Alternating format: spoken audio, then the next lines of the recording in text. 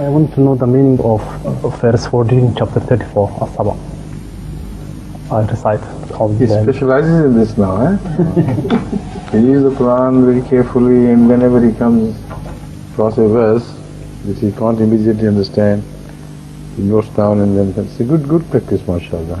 أعوذ بالله من الشيطان الرجيم بسم الله الرحمن الرحيم فلما قضينا عليه الموت ما دلهم على موته إلا دابة الأرض تأكل من سأته فلما خر تبينت الجن أن لو كانوا يعلمون الغيب ما لبثوا في العذاب المهين. Now this verse has already been treated in depth and at length in the days of Hazrat Sayyid Hilmi al-Shafi Sahib. When he used to translate, I remember him, he used to laugh or double up with laughter when I explained the real meaning as compared to what the people believed this to mean. The medieval centuries have produced some very funny commentaries of the Holy Quran. Funny and deplorable, because they attribute to the Quran things which the Holy Quran does not say, not at all, and they have projected their own thinkings, which were the product of a dark age, onto the light of the Quran, and created a sort of veil of confusion and doubt about the beautiful verses of the Quran. But this is not a service, this is exactly a disservice. This is not the purpose of in commentary. Commentary requires a clarification, not obscurity. So they have done exactly the opposite. But some very pious, very knowledgeable people have committed this mistake. So I don't blame them, only I blame the dark age. I blame them only for one thing, that why did they accept the hearsay from other nations and other people? Why did they accept the stories circulated among them by the Jewish people who had come either as new converts or they wanted to mislead the Muslims? So that is a very critical period of Muslim interpretation of the Quran, when stories found their way, which were originally not the biblical stories, but stories about the Bible, concocted by the Jewish scholars themselves. So this is one of the areas where they believe fantastic things about the age of Hazrat Sulaiman, Hazrat Dawood, etc. And they don't relate those things to common sense. Certain things are found in the Bible, in the Old Testament, but they needed to be interpreted correctly. So first they misunderstood them, then they started weaving stories themselves, adding on to the whatever was mentioned in the New Testament, Old Testament. They made new stories, wove the tales, and then added on to the Bible during their commentaries. And it is this which found its way into the Muslim society around the period of after 300 years of Hazrat Muhammad Sallallahu Alaihi Wasallam up to 1000 years from then on. Now from this they interpret the simple, I won't go into all the details because I've already discussed it. What they say is that the Jinn were the real Jinn. They were not humans from the mountain areas which we believe they were. Powerful, steady people. They were actually the Jinn which can filter out of here onto the other room, all through across the stone or mud walls, and nothing can stop them. They are the jinns who can materialize anywhere suddenly from the thin air.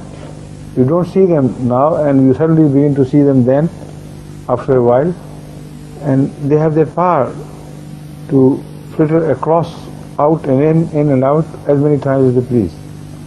And nobody can stop them. Yet these commentators read it mentioned in the Quran in so clear terms that these jinns of Hazrat Dawood and Hazrat Sulaiman were bound hand and foot. Fil asfad.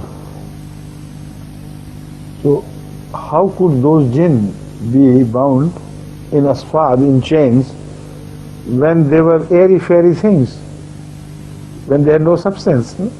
Can you bind a jinn with chains? So they were not the same jinns which generally are found in the imagination of the the mashayikh of today. They want to earn a few farthings and dirahim and things by befooling people that we have invented, we have got the knowledge of some verse.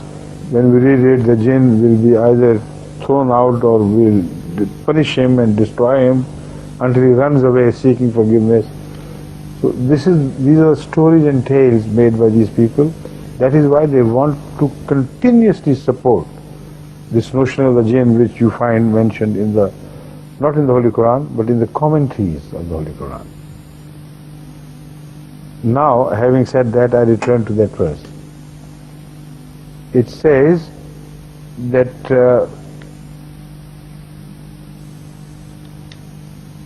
the jinn were not aware of the death. This is apparently the meaning. Can you read?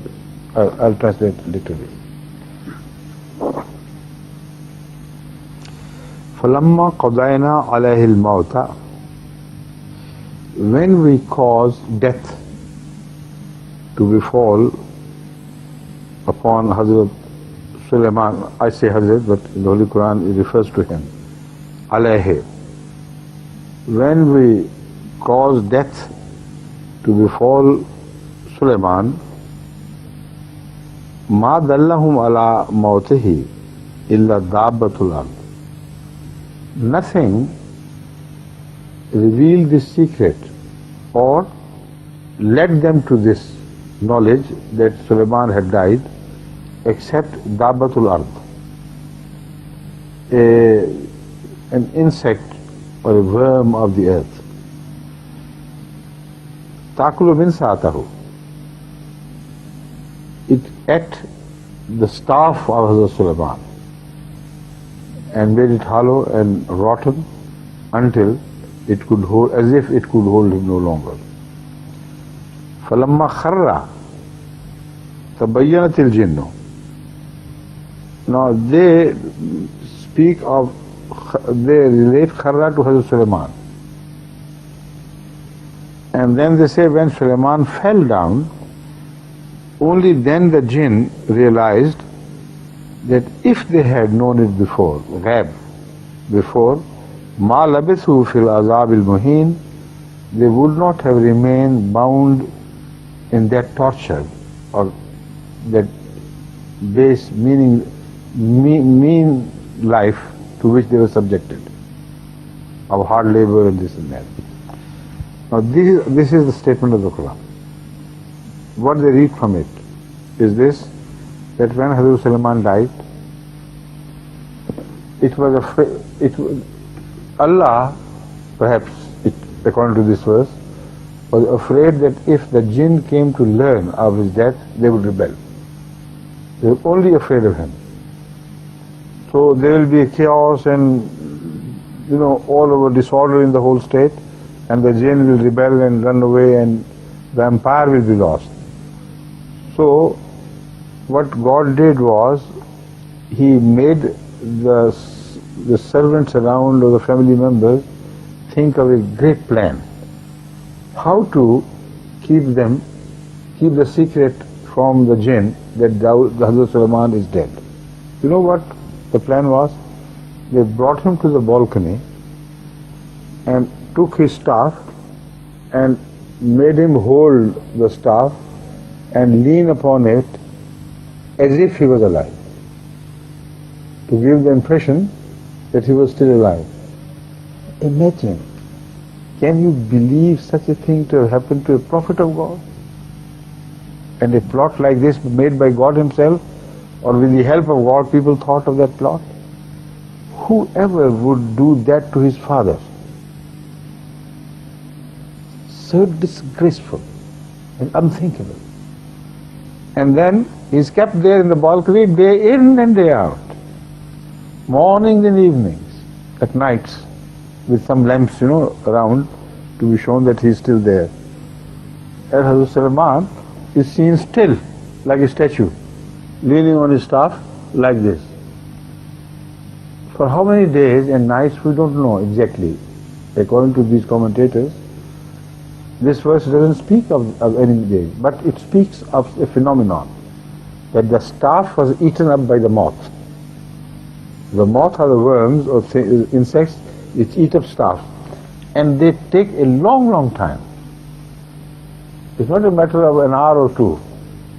They take sometimes months for the staff to become hollow enough to collapse. We have seen trees during the walks, haven't you? Which are eaten up by the moths and worms, and it takes them around 30 years sometimes, or 40 years, before they are hollow enough to fall and collapse.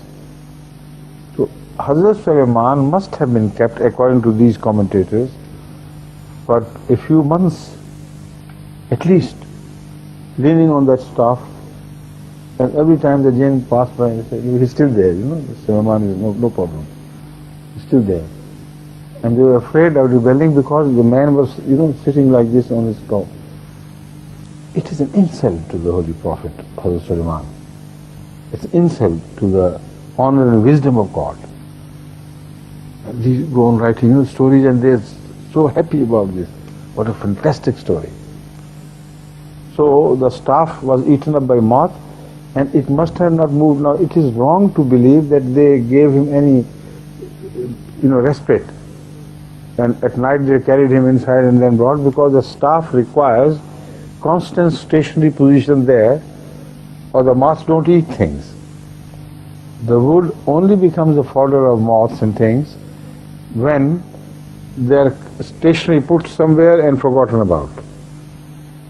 So the staff, as well as Hazrat Sulaiman, after his death, was left in this position, somehow stuck.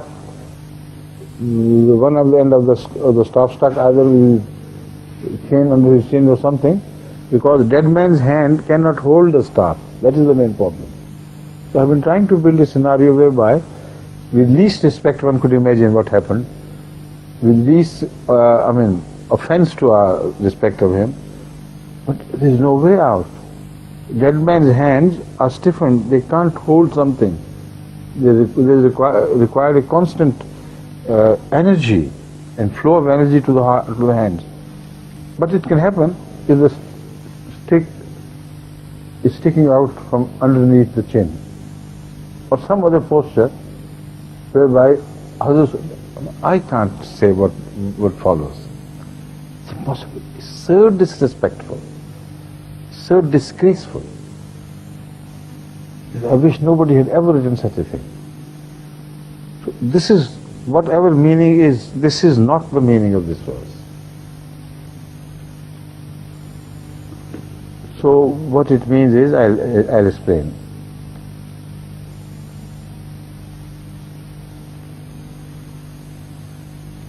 It was his son who has been mentioned even before. No, afterwards. Where is the son mentioned? Huh? In the funerals.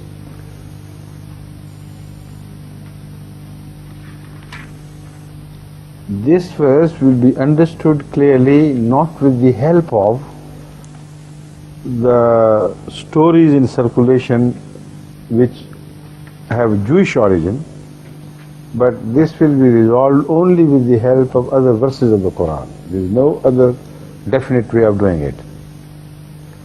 Now, I tell you, the time is about to finish.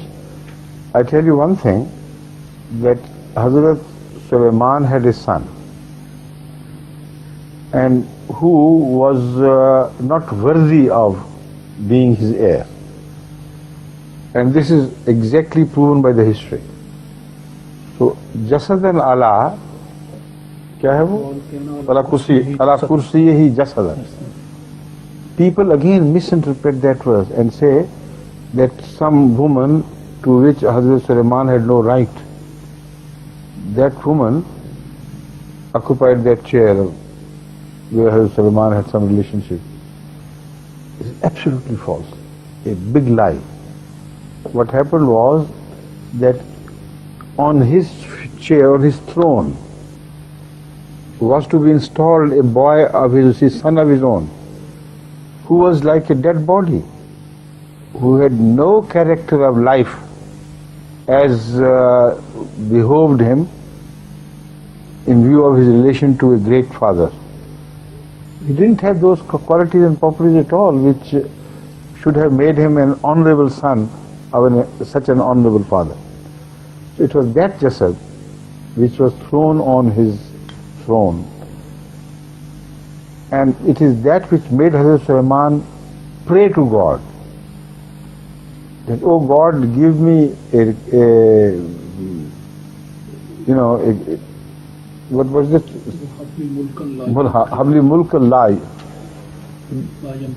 Bestow upon me a government, a country, the like of which has not been seen by others, but after me it should not continue to be like this.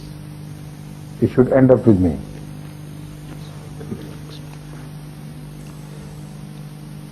وَلَقَدْ فَتَنَّا سُلَيْمَانَ وَأَلْقَيْنَا عَلَى كُرْسِيِّهِ جَسَدًا ثُمَّ أَنَابَ. And we put a dead, lifeless body on his throne. That is his son. That is, he was to be his heir. Then he sought forgiveness from Allah.